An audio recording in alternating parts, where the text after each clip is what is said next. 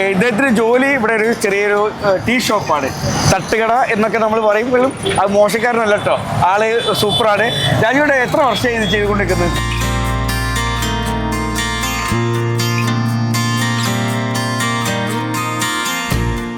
ചെറിയ കഞ്ഞികൾ തുടങ്ങിയതാണ് ഒരു 12 വർഷം മുന്നേ. ഇപ്പോൾ 13 വർഷം ആവാൻ പോണ്. അപ്പോൾ ഇത് തന്നെ കണ്ടിട്ട് നമ്മുടെ ഫ്രണ്ട്സ് എല്ലാം ഒരുപാട് ആൾക്കാർ അവരുടെ ബർത്ത്ഡേ മെമ്മറിയുടെ അവരാരെങ്കിലും ഓർമ്മ ദിവസങ്ങൾ ഇല്ലച്ചാൽ ഒരു നല്ല നടന്ന ഒരു ദിവസം അന്നദാനം ഇല്ലച്ചാൽ ഒരു ചാക്കാരി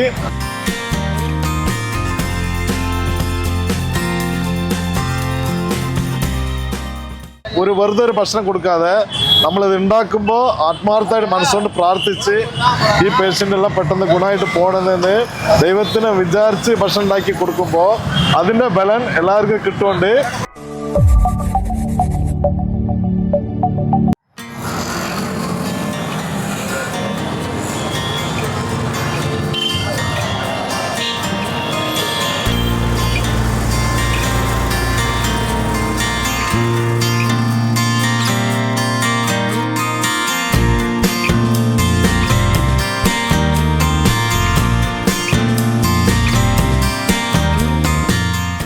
ചെന്നൈ നഗരമധ്യത്തിലെ രാജീവ് ഗാന്ധി ഗവൺമെൻറ് ജനറൽ ആശുപത്രിക്കു മുന്നിൽ ഉച്ചയ്ക്കും രാത്രിയിലും ഒരു തള്ളുവണ്ടിയിൽ ദിവസവും ഭക്ഷണം വിതരണം ചെയ്യുന്നത് കാണാം. അതിൻ്റെ മുൻനിരയിൽ വെള്ള മുണ്ടും ഷർട്ടും ധരിച്ച ഒരു ചെറുപ്പക്കാരനെയും. കെ രാജീവ് എന്ന മലയാളിയാണ് അത്. ഇത് രാജീവേട്ടൻ മലയാളിയാണ്. എവിടെ സ്ഥലം? സ്വന്തം സ്ഥലം പാലക്കാട് ശ്രീകൃഷ്ണപുരം. പാലക്കാട് കൃഷ്ണപുരം. ഈ എൻ്റെ ബാക്കിൽ കാണുന്ന ഏകദേശം ആയിരക്കണക്കിന് ആൾക്കാർക്ക് ഡെയിലി ഉച്ചയ്ക്കും നൈറ്റും ഫുഡ് കൊടുത്തുകൊണ്ടിരിക്കുന്നതാണ്. ഇദ്ദേഹത്തിന് ജോലി ഇവിടെ ഒരു ചെറിയൊരു ടീ ഷോപ്പാണ്. തട്ടുകട എന്നൊക്കെ നമ്മൾ പറയുമ്പോഴും അത് മോശക്കാരനല്ല കേട്ടോ, ആള് സൂപ്പറാണ്. രാജുവിടെ എത്ര വർഷമായി ഇത് ചെയ്തുകൊണ്ടിരിക്കുന്നത്? ഇതിപ്പോൾ ഒരു 12 വർഷം കഴിഞ്ഞ് 13 വർഷത്തിൽ പോകാൻ പോവാണ്. അപ്പോൾ നമ്മുടെ നാട്ടിൽ പറഞ്ഞ എല്ലാ ഹോസ്പിറ്റലിനും അടുത്ത് ഒരു കഞ്ഞിക്കട എന്തായാലും ഉണ്ടാവും. അത് ഹോട്ടലായാലും ശരി, ചെറിയ കടയായാലും ശരി. നമ്മുടെ കേരളത്തിൽ കഞ്ഞിക്കടയുണ്ട്, പക്ഷെ തമിഴ്നാട്ടിൽ അങ്ങനെയില്ല. കഞ്ഞിക്കടയില്ല നമ്മള്. കാരണം അപ്പോൾ അടുത്തുള്ള വീടുള്ള ആൾക്കാരുടെ വീട്ടിൽ നിന്ന് ഉണ്ടാക്കി കൊണ്ടുവരാം. ഇവിടുന്ന് ലോങ് കന്യാകുമാരിൽ നിന്ന് കോയമ്പത്തൂരിൽ നിന്നെല്ലാം വരുന്ന ആൾക്കാർ ഇവിടെ ഹോസ്പിറ്റലുണ്ട്. അവർക്ക് കഞ്ഞി വെക്കാനുള്ള സൗകര്യമില്ല. അപ്പോൾ നമ്മൾ ഇതിനടുത്ത് തന്നെ ഒരു 100 മീറ്റർ അങ്ങേ പുറത്താണ് നമ്മുടെ ദിയ സ്നാക്സ് പറഞ്ഞ ചായക്കട. അപ്പോൾ ഈ ആൾക്കാർ ചോറൊക്കെ ഹോട്ടലിൽ മേടിച്ചിട്ട് മിക്സിയിൽ അടിച്ചിട്ട് ട്യൂബിൽ കൊടുക്കണം. ഈ ഫൈനൽ സ്റ്റേജിൽ ഒരു വെന്റിലേറ്ററിലോ മറ്റേ ക്യാൻസർ പേഷ്യൻറ്റ് ട്യൂബിൽ ഒഴിക്കാൻ വേണ്ടിയിട്ട് ആ കഞ്ഞിയുടെ വെള്ളം വേണം. അപ്പോൾ ഇതിനും ജനങ്ങൾ ഇങ്ങനെ ബുദ്ധിമുട്ടുണ്ട്. ആൾക്കാർ വന്ന് ചോദിച്ചിട്ട് അപ്പോൾ നമ്മുടെ കടയിൽ വന്ന് ചോദിക്കുമ്പോൾ ഞാൻ തന്നെ കഞ്ഞി ഉണ്ടാക്കി കൊടുക്കും. ഒരാൾക്ക് 2 പേർക്ക് അങ്ങനെ ചോദിച്ചപ്പം അങ്ങനെ തുടങ്ങിയതാണ്. അപ്പോൾ ആദ്യം 1-2 പേർക്ക് അങ്ങനെ ഫ്രീ ആയിട്ട് കൊടുത്തപ്പോൾ അവർ 2, 4 പിന്നെ 10 അവർ 10-20 ആൾക്കാർ കടക്കി വന്നിട്ട് കഞ്ഞിക്ക് അവിടെ വന്ന് നിൽക്കും.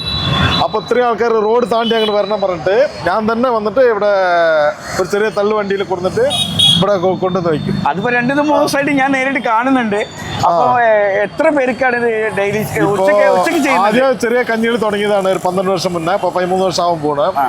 അപ്പോൾ ഇത് തന്നെ കണ്ടിട്ട് നമ്മുടെ ഫ്രണ്ട്സ് എല്ലാം ഒരുപാട് ആൾക്കാർ അവരുടെ ബർത്ത്ഡേ മെമ്മറിയുടെ അവരാരെങ്കിലും ഓർമ്മ ദിവസങ്ങൾ ഇല്ലച്ചാൽ ഒരു നല്ല നടന്ന ഒരു ദിവസം അന്നദാനം ഇല്ലച്ചാൽ ഒരു ചാക്കാരി അങ്ങനെ ഒരു ഡിവൈൻ ആയിട്ടാണ് പോകുന്നത്. ഇപ്പൊ രാജീവേട്ടൻ തുടങ്ങി വെച്ചതിന്റെ കൂടെ കുറെ ആൾക്കാരുടെ സപ്പോർട്ടും കൂടി സപ്പോർട്ടുണ്ട്.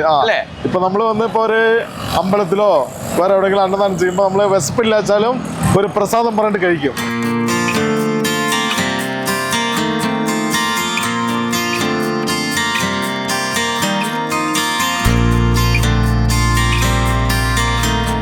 വർഷങ്ങളായി രാജീവിൻ്റെ നിറസാന്നിധ്യം ഇവിടെയുണ്ട്. പാവപ്പെട്ട രോഗികൾക്കും കിടത്തി ചികിത്സയിലുള്ള മറ്റു രോഗികൾക്കും രാജീവിൻ്റെ നേതൃത്വത്തിൽ ഉച്ചയ്ക്കും വൈകിട്ടും കഞ്ഞിയും മറ്റ് ഭക്ഷണവും ദിവസവും നൽകുന്നുണ്ട്.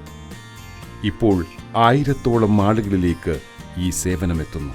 ഈ 2 ദിവസം ഞാൻ കാണുന്ന കാഴ്ച ഇവിടെ നിൽക്കുന്നത് സാധാരണക്കാരുണ്ട്, ഉയർന്ന ആൾക്കാരൊക്കെ എല്ലാം ഉണ്ട്. ഈ കഞ്ഞി വാങ്ങാനും കഞ്ഞി മാത്രമല്ലല്ലോ കൊടുക്കുന്നത്. ഇതെന്താണ് വേറെ കഞ്ഞി പേഷ്യന്റിന് കൂടെ വന്ന വെറൈറ്റി മറ്റേ അറ്റൻഡന്റിന് ഒരു വെറൈറ്റി റൈസും പിന്നെ പേഷ്യന്റിന് നൂൽപുട്ടും പാലും തേങ്ങാപ്പാലും. നൂൽപുട്ടും തേങ്ങാപ്പാലും അത് കൊടുക്കുന്നത്. അതെന്താ നൂൽപുട്ട് തേങ്ങാപ്പാലിന്റെ ഒരു? അപ്പൊ ചില ഓപ്പറേഷൻ കഴിഞ്ഞ ആൾക്കാർക്ക് ലൈറ്റ് ഫുഡ് വേണം. ഓ അങ്ങനെ അതിന് വേണ്ടിയിട്ട് അതായത് കഞ്ഞി മാത്രമല്ല നമ്മൾ വിതരണം ചെയ്യുന്നത്. നൂൽപുട്ട് തേങ്ങാപ്പാല് പ്ലസ് വെറൈറ്റി റൈസ് ഒരു പഴം. ഓ അതുണ്ട്. അപ്പൊ ഇതിൽ പറഞ്ഞിട്ട് ഗവൺമെന്റ് ഹോസ്പിറ്റലിൽ പറഞ്ഞാൽ എല്ലാം പാവപ്പെട്ടവരാണ് 80%. ചില ആൾക്കാർ 20% കുറച്ച് പണക്കാരെ പറഞ്ഞാൽ കാണുമ്പോൾ എല്ലാവരും തോന്നുന്നു ഡ്രസ്സിലൊക്കെ പണക്കാരെ തോന്നുന്നു, പക്ഷെ അവരുടെ വാക്സിൻ അന്വേഷിച്ചാൽ അറിയുള്ളൂ. പിന്നെ ഇതിന്റെ റിയാലിറ്റി എന്ന് പറഞ്ഞു കഴിഞ്ഞാൽ വെറുതെ ഒരു ഭക്ഷണം കൊടുക്കാതെ നമ്മളിത് ഉണ്ടാക്കുമ്പോൾ ആത്മാർത്ഥമായിട്ട് മനസ്സുകൊണ്ട് പ്രാർത്ഥിച്ച് ഈ പേഷ്യൻ്റെല്ലാം പെട്ടെന്ന് ഗുണമായിട്ട് പോകണമെന്ന് ദൈവത്തിനെ വിചാരിച്ച് ഭക്ഷണം ഉണ്ടാക്കി കൊടുക്കുമ്പോൾ അതിന്റെ ബലൻ എല്ലാവർക്കും കിട്ടുകൊണ്ട് അപ്പൊ ജനങ്ങൾ ഒരു ഡിവൈനായിട്ട് എടുത്തിരിക്കണ്ടേ. ഇവിടുന്ന് ഫുഡ് കഴിച്ചാൽ പെട്ടെന്ന് ഒരു അസുഖം മാറുന്നുള്ള മനസ്സിന്റെ ഒരു പ്രതീക്ഷ.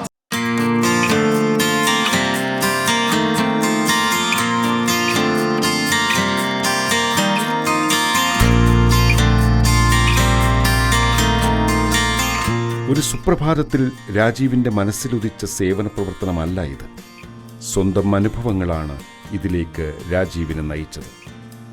ഒരു നേരത്തെ ഭക്ഷണത്തിന് പോലും പ്രയാസപ്പെടുന്നവരുടെ അവസ്ഥകൾ രാജീവിൻ്റെ മനസ്സിനെ ഒലിച്ചു.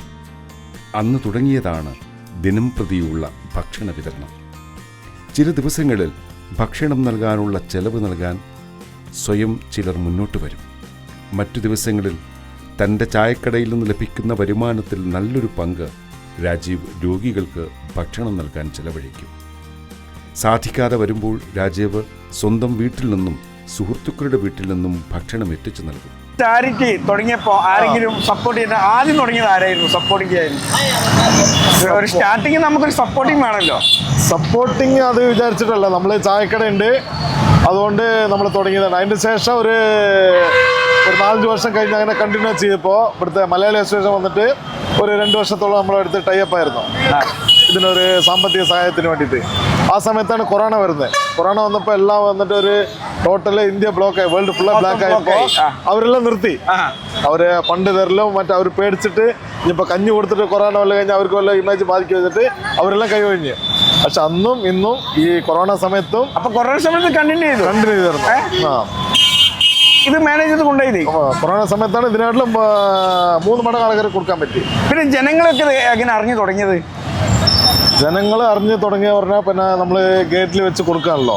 ഞങ്ങൾ പിന്നെ ഒരിക്കലും ഫേസ്ബുക്ക്, വാട്സപ്പ്, പിന്നെ സ്റ്റാറ്റസ് അങ്ങനെ ഇടാതെ ഇത് വന്നിട്ട് നല്ല മനസ്സുകൾ ഇങ്ങനെ അറിഞ്ഞ് അവരവരോ ഫ്രണ്ട്സിന് പറഞ്ഞ് അങ്ങനെ ഒരു ഓറലായിട്ടാണ് ഇത്രയും ഡെവലപ്പ് ആയത്. ഇപ്പൊ ഏകദേശം ഉച്ചയ്ക്കും രാത്രിയായിട്ട് ഒരു 1000 പേർക്ക് കൊടുക്കുന്നുണ്ടോ? അതെ അതെ അല്ലേ?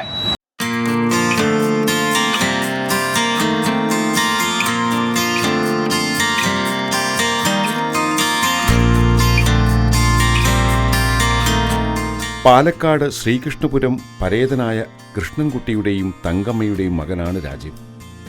ചെന്നൈയിൽ വാടക വീട്ടിലാണ് താമസം.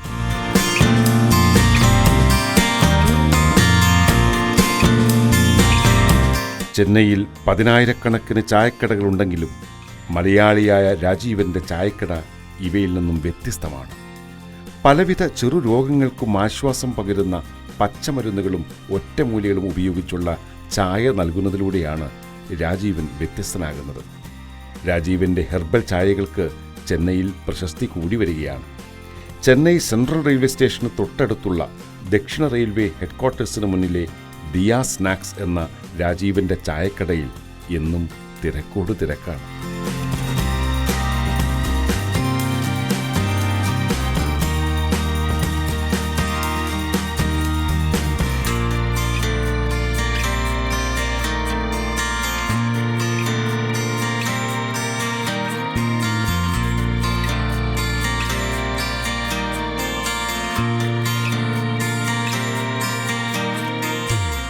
നമ്മള് അത്രയും കഷ്ടപ്പെട്ട് തുടങ്ങി ഇപ്പോൾ വന്നിട്ട് എല്ലാം ദൈവത്തിന്റെ അനുഗ്രഹം കൊണ്ട് ഞാനിപ്പോൾ ഒരു ഇൻസ്ട്രുമെന്റ് ഒരു നല്ല സന്മനസ്സുകളുടെ എല്ലാ സഹകരണത്തോടെ ഇത് വിജയിച്ചു പോകണം. ഇത് ഇനിയും അധികം പേഷ്യന്റ് കൊടുക്കാനുള്ള ആഗ്രഹമല്ല, ഈ പേഷ്യന്റ് ഒന്നും വരാതെ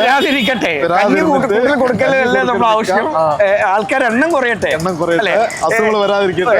ഇത് രാജീവേട്ടൻ എന്ന് പറയുന്നുണ്ടല്ലോ. ഞാനിപ്പോ ചെന്നൈയിൽ ഒരു 4-5 ദിവസമായി ഞാൻ എൻ്റെ സുഹൃത്ത് പ്രശാന്തായിട്ട് മുഖാന്തരമാണ് പരിചയപ്പെട്ടത്. മാത്രമല്ല ഇദ്ദേഹത്തിൻ്റെ ഈ പ്രവൃത്തി ഞാൻ 3-4 ദിവസമായിട്ട് കണ്ടുകൊണ്ടിരിക്കുന്നുണ്ട്. അതുകൊണ്ടാണ് ഈ വീഡിയോ ചെയ്യുന്നത്. മാത്രമല്ല അദ്ദേഹം പറഞ്ഞ പോലെ കന്നീൻ്റെ ആൾക്കാർ കൂടുതലല്ല വേണ്ടി, രോഗികളുടെ എണ്ണം കുറയണം. പക്ഷെ എന്നാലും ഇദ്ദേഹത്തിന് വേണ്ടി എല്ലാ സപ്പോർട്ടുകളും ചെയ്യാൻ പറ്റുന്ന ആൾക്കാർ പരമാവധി സപ്പോർട്ടുകൾ ചെയ്യണം. എനിക്കും പറ്റാവുന്നത്, നമ്മളെ കമ്പനിക്കും പറ്റാവുന്നതൊക്കെ സപ്പോർട്ടുകൾ ഞങ്ങൾ തരും. എല്ലാവിധ ആശംസകളും. എന്തായാലും ഒരു ബുദ്ധിമുട്ടില്ലാതെ മുമ്പോട്ട് പോട്ടെ. നിങ്ങളെ പറഞ്ഞ ഒരു പോയിന്റ് എനിക്ക് ഭയങ്കര ഇഷ്ടമായി. കഞ്ഞിയുടെ എണ്ണം കുറയണം, ഏതായാലും രോഗിയുടെ എണ്ണം കുറയണം. രോഗിയുടെ എണ്ണം എന്നും കുറഞ്ഞുകൊണ്ടിരിക്കട്ടെ. അതേകൂടി തന്നെ നിങ്ങൾക്ക് ചെയ്യാനുള്ള, വർക്ക് ചെയ്യാനുള്ള എല്ലാ പ്രാർത്ഥനകളും എല്ലാ സപ്പോർട്ടുകളും ലഭിക്കട്ടെ. Okay, thank you.